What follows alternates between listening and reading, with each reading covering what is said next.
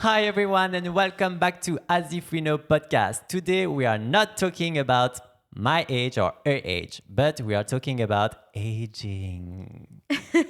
I was planning to do an age reveal. I'm quite proud of my age. Darling, you've done it already. It's on Instagram, big like this. Well, don't expect that from me. It's not gonna happen. Thank you. I love these mysterious people that just don't reveal their age. I think it's so chic. There's like one or two people out there in Brussels, you know who you are, who are just like walking around mystifying everyone. Everyone's like, I can't tell what decade they're in, and the energy they're giving off is like, and bitch, you're never gonna know. Yeah, you will exactly. never find out. It's irrelevant. I'm actually a vampire. I'm 200 years old and this is my life. But even Well, then, lying. No, I'm not lying. I'm just not saying it. Well, maybe on Grinder, I'm lying on my age, actually. I'm sorry. really? Oh, yeah. Oh, well, now everybody knows that I'm lying. But I think that's quite common from what I hear. Yeah, of course, everybody does it. Or just Because like... because you want to attract the younger people. You want the Gen Zs. Actually, no. I want people to think that I am younger. I don't want Gen Zs, darling. I want experience. Okay. You know? Just like, no, Gen Zs. Oh, no. Okay, but no, you want not those that you're people, bad. but you want I've those never- people to think that you are Gen Z. Exactly. Today we are exploring a new blueprint of aging.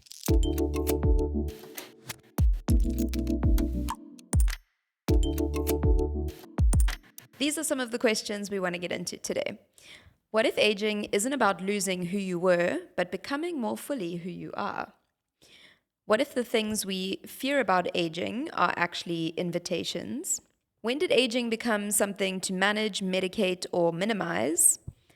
And what changes when we stop trying to pause time and start learning to inhabit it more fully? This is such a cool topic to discuss. I think it's because I turned 39. Beep. I think it's because I turned 39 recently, but I really have this feeling that I am officially in midlife. Okay? I can very clearly look behind me and see all the life that I've lived, childhood, teenage, 20s, 30s. And I can also very clearly look ahead of me and see everything that's to come. Yeah. I can intensely feel that I'm at the halfway point. If I'm lucky, I don't know how long I have left.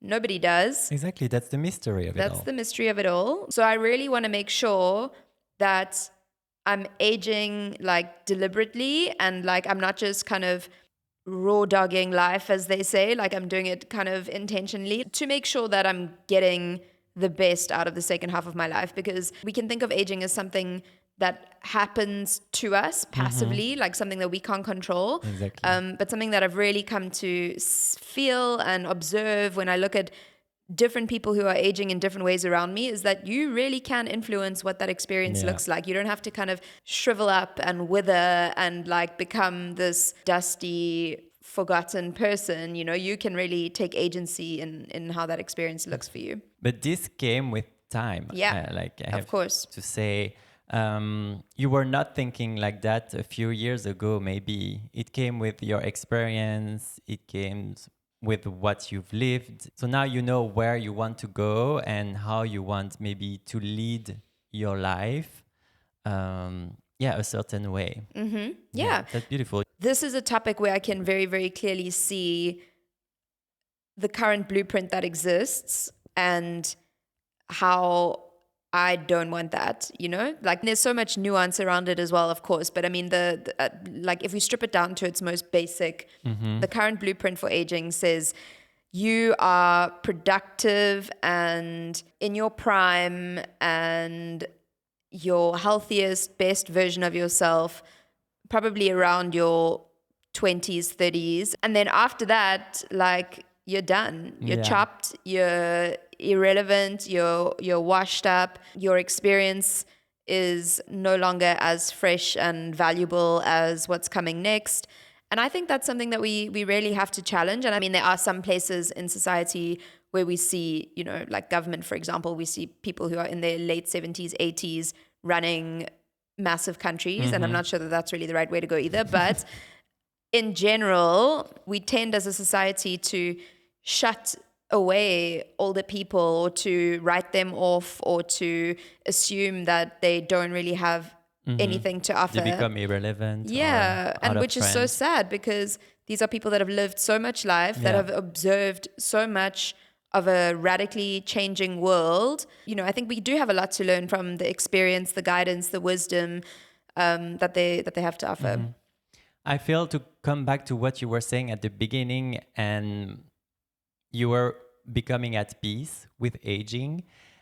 And what I feel about the current blueprint of aging is like when I think about aging, I directly think about anti-aging industry, the cream, the treatment, the biohacking.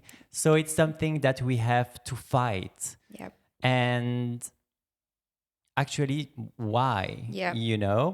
And I don't know if you know that that billionaire guy, Brian Johnson, for Yes, instance. So creepy. he's very much at war with actually aging. I just want to talk about the anti-aging industry in general, which for me actually is not really selling immortality, but something completely different.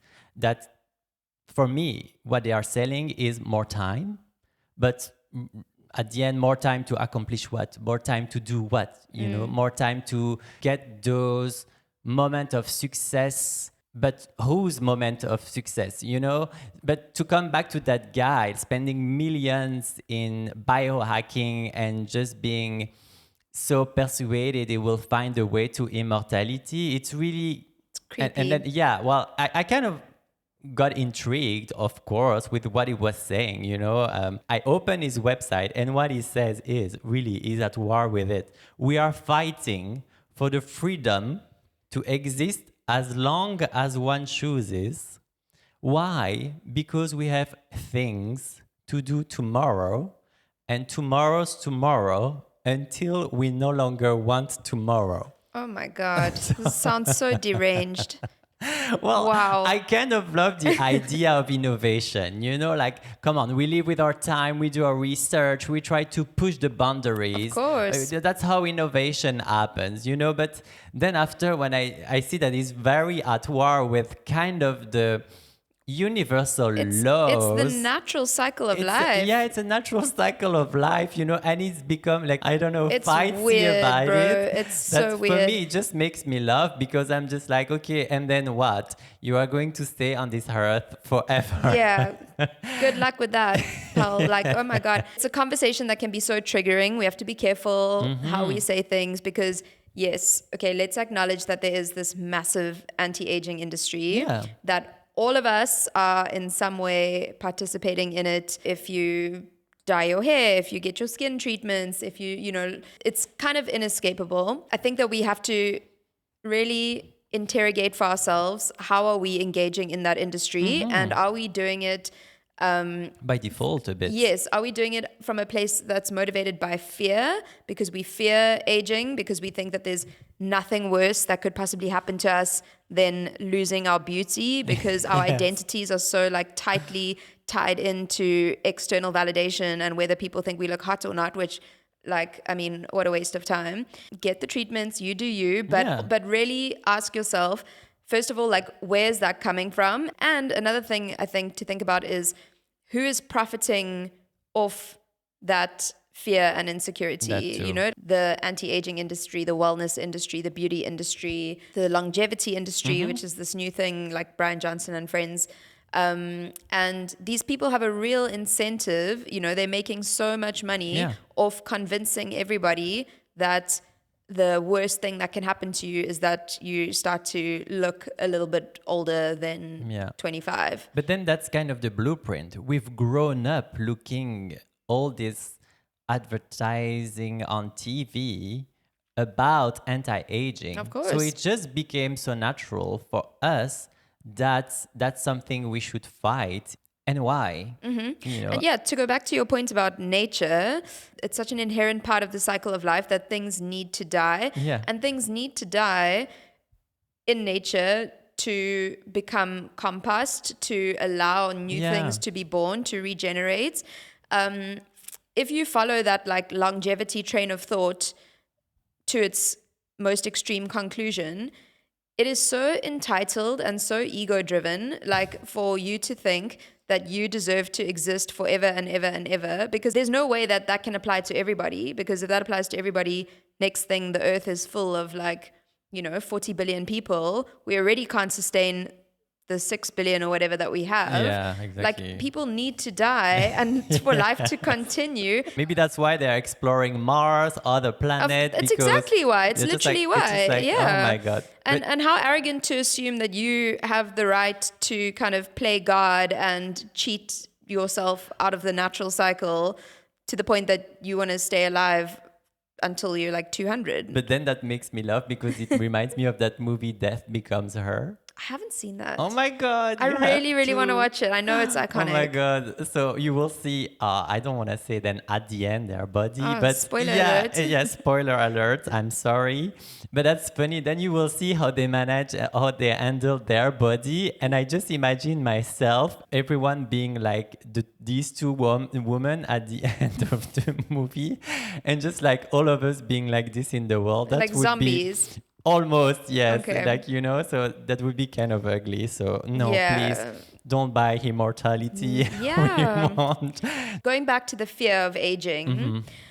I think that it is such a shame that so many people are fighting aging so hard that they are never going to get to meet the future versions of themselves Oh, in yeah, their kind of fullness. Beautifully said. I was completely different people in the first decade, in the second decade, Yes, me too. in the 20s, in the 30s.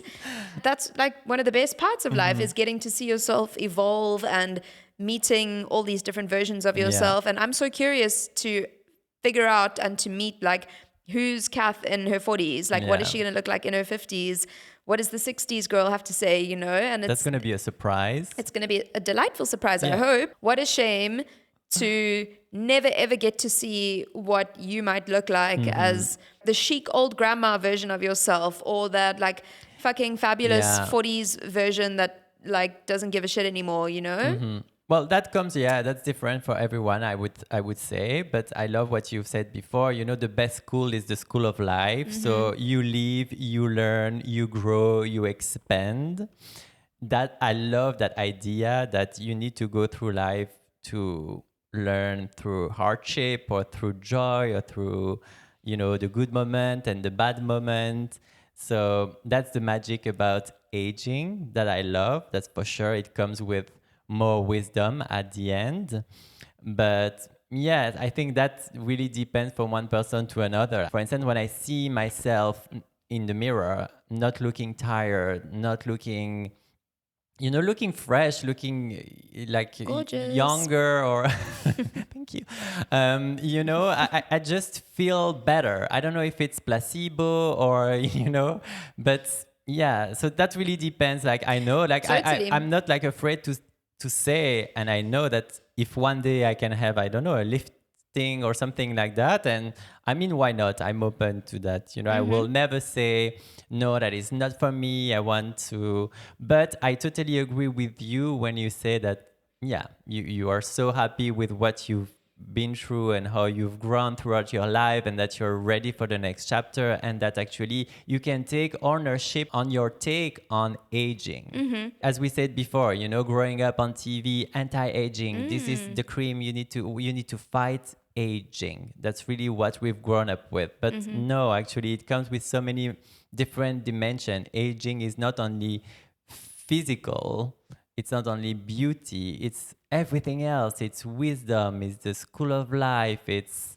like so many different dimensions. It comes with Totally. a lot of beauty, actually. It's complex, yeah. I agree. I think like anyone who wants to do whatever they want to do should do it, but really just think through, why am I doing it? Especially in our kind of over consumerist capitalist society, just really think about how much time, money, and energy that is going to cost you, that you could have been spending enjoying your life with experiences, with people you love. Because I think for so many people, it becomes like a kind of chronic obsession, and it takes over their whole life, it's so complex and it's such a fine line between taking care of yourself and feeling good versus becoming hyper obsessed and kind of clutching on to that youthful look at any costs. We've only looked at the external, Yeah. appearance, the way we're going to look. What if we go and look within? For me, it's all about energy as well. You can see someone youthful, I don't know, like someone older, but really like feeling youthful Totally. because of his or her energy, the way they act, the way, I feel that also like is a magic ingredient. And I have to say, this is something that you Europeans really know about. Like, this really opened my eyes when I moved here. I didn't fully understand this concept of aging in a very like chic, elegant, sophisticated, glamorous way until I got here and spent time in the streets. The older people are a very much active part of the city life. So I was wandering around my old neighborhood in Flagey. Every day I would see like this old woman taking her, her little shopping cart, and she's going to do her groceries herself. She's walking to the shop. She's wearing her little block heels. Yeah. Maybe she's wearing her little beret. She's wearing a little silk scarf. She's, she got dressed. She's showing up for the day, and she's out there in the streets living life. And that doesn't happen everywhere in the world. Yeah. I think it's so important that people remain an active part of society, that they remain engaged in the world around them. They're exposed to people of different ages. And I think, like the way that we set up our society can either facilitate that or it can just shut you away from. It reminds me life. of a documentary I've seen about the blue zones. These are kind of zones where you can notice a lot of very old people. And so they were kind of researching these areas to see what's making that possible for people to live up to 100, And the funny thing is that there were no beehill hiking, it was mostly movement, food, the way they were living their life. You would see exactly that, yes, they were being active most of the time. In their culture, they would eat only on low tables. So they would just like, get on the ground, stand up, so exercising without even them knowing. Some would live in villages where they would have to walk, very steep hills. So a lot of exercising, movement, the way they were living their life, the way they were eating. Different things that we were not taught properly, how to fight aging in a real sense. How to age well, yeah. How to age well. We've been told that we need all these, I don't know, supplement, creams, chemicals, injectables, while the real secret sometimes is just a lifestyle, just being happy, because most of the time you would see that these people were very, happy and not asking much from life. And you could see actually like the beauty of what aging could bring and naturally, Yes, my icons right now, again, this is just such a sign that I'm heading for my 40s, but I get so inspired when I see a woman who has aged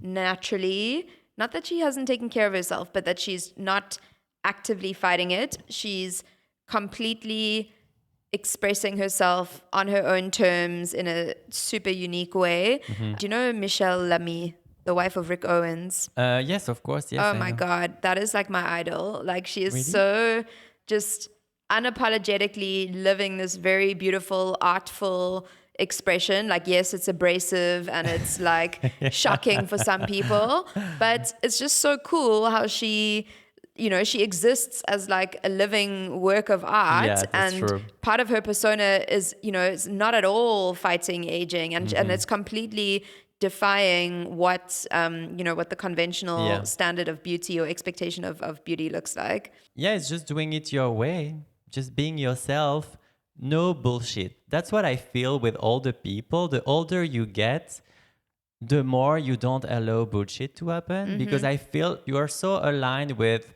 your values, with the life that you've had, what you've learned, what you've gone through.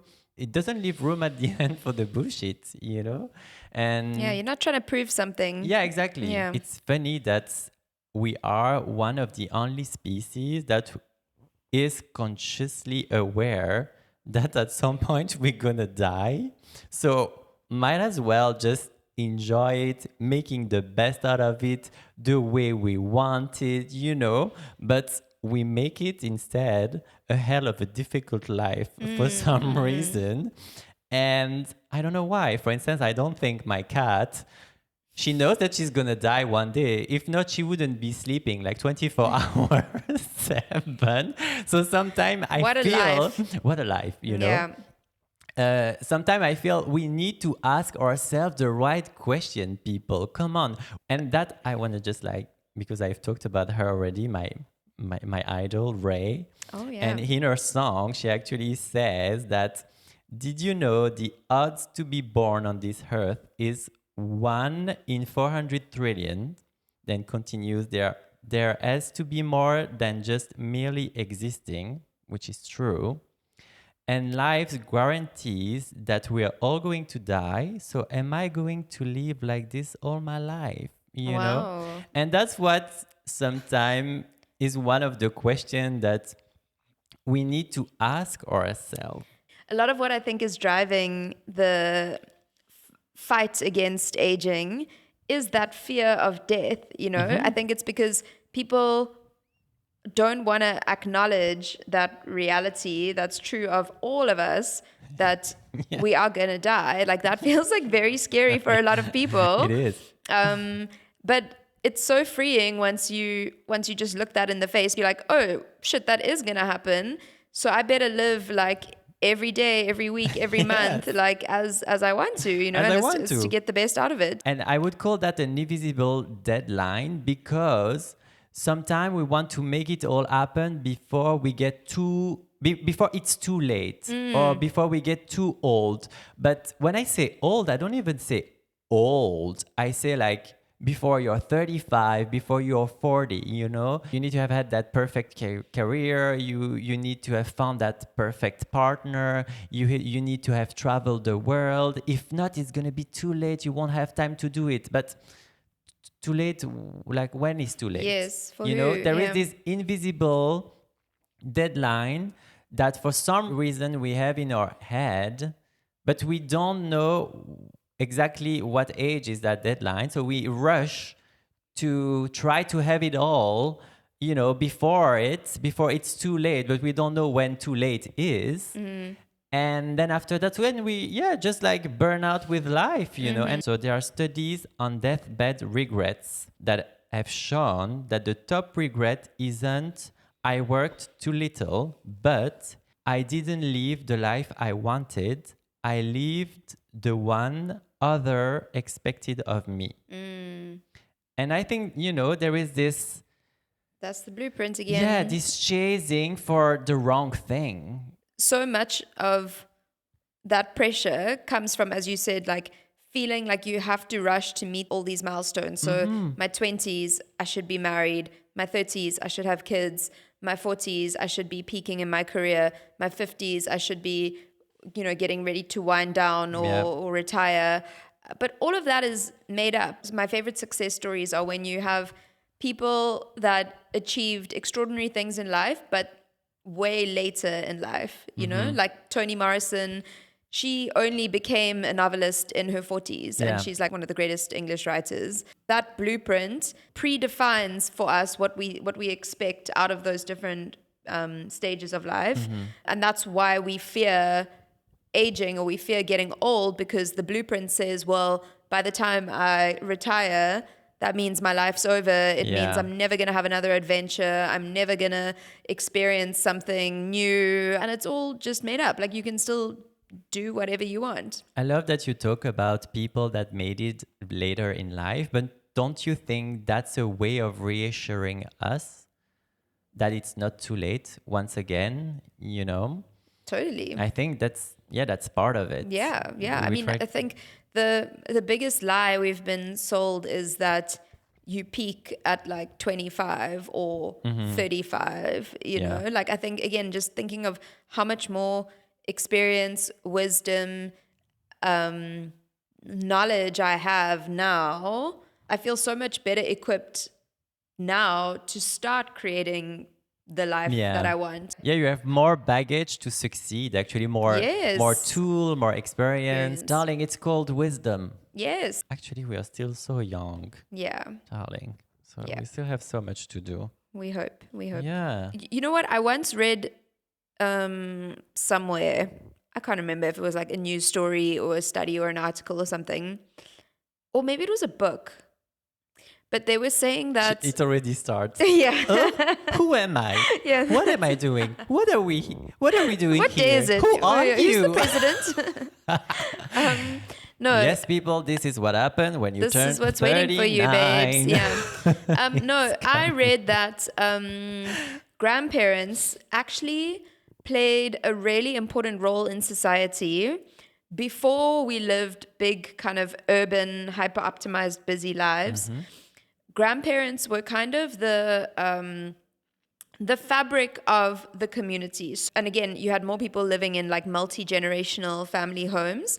So the grandparents took on a lot of the work of raising the kids, but also sort of watching over the neighborhood kids, you know, while parents were at work, the kids were playing in the streets, the grandparents were like keeping an eye. And I think it's sad that we've lost that, you know, that like so many parents are really, really struggling with raising their kids, with having enough care for their kids, with having any time for themselves.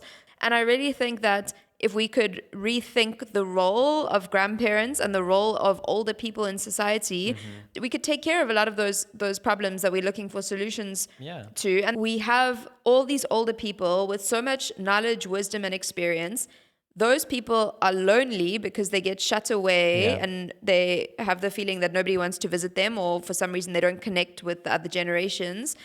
And yet us sitting here in the middle life generation and younger generation need help. We need people to, you know, help with the childcare or to help with all the demands of life, you know. And I feel like that's something we could invent. We could think of new systems, new solutions that bring us together, help us collaborate, build stronger community bonds, and release some of that pressure of modern life. Maybe we're going to start with you then. We're just going to put you on the porch and then open doors and you can visit Grandma Catherine. Yes, come visit me.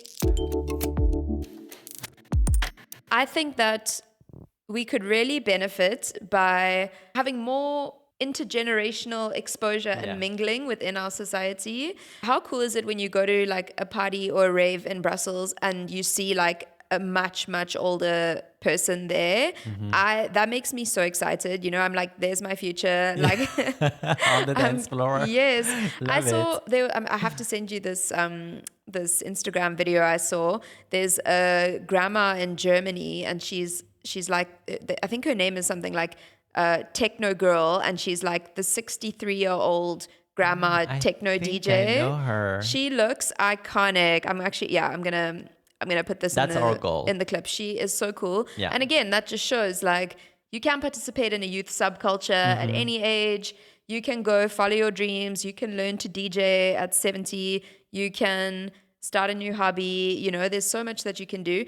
And I also think, just to go back to the earlier point, I really hope that I can cultivate many more intergenerational friendships. I have a handful of friends that are much older than me, and I treasure those relationships so much. Like they have so much wisdom to share. I just love being in their energy and their presence. I find it so reassuring because I'm like, wow, like for me, they are the blueprint. Like they show me like how I can age in a way that feels adventurous and open and exploratory. And we should start like an intergenerational like drinks meetup. Parties, drinks. Yeah. Bring the coolest old people that you know, or bring some old people that you think would benefit from hanging out with young people. True. Yeah, it's sad that the only old people that we really get to spend time with are like those directly in our own families. That's true, actually. Yeah, that's what happens. Good idea. Let's start it. Okay, that's going to be the next As If We Know a Mixer. Exactly. As If We Know Intergenerational Mixer. Yay, we have another party to go to. Yes. I wanted to ask you, who is your like aging goals? Like if you think of a person, dead or alive, man or woman, who do you look at and you're like, oh yes, that's me?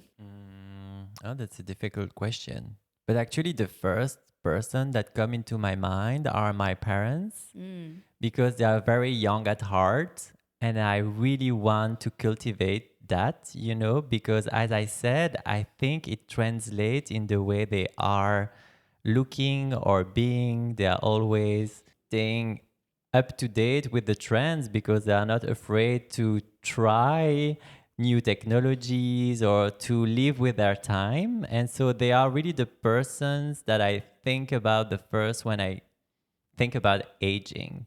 One ingredient that not a lot of people talk about when it comes to aging is love.